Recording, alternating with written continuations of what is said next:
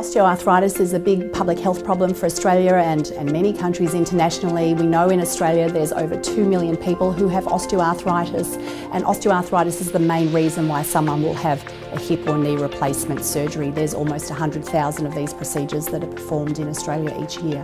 I've worked mainly with patients who are having hip and knee replacement surgery, and my research has really always been in that area to try and achieve the best possible outcomes for patients who are having joint replacement surgery. So I look at the impacts of arthritis on people's life and the societal impacts of that, and also how we can monitor use of joint replacement surgery and the outcomes. For this research, I'll work very closely with our National Joint Replacement Registry, which collects data on all patients who are having hip and knee replacement surgery and revision joint replacement surgery around Australia.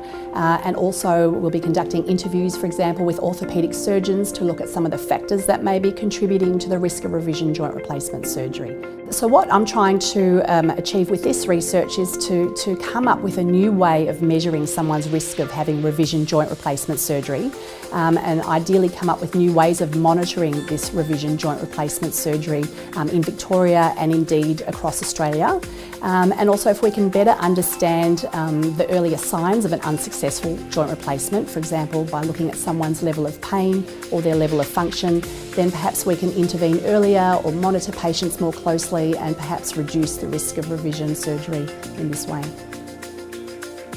So the Health and Medical Research Fellowships are really a very unique opportunity, a great opportunity for mid-career researchers like myself to develop very specialised research skills and to also to build capacity in health services research in Australia, to really grow the next generation of health services researchers.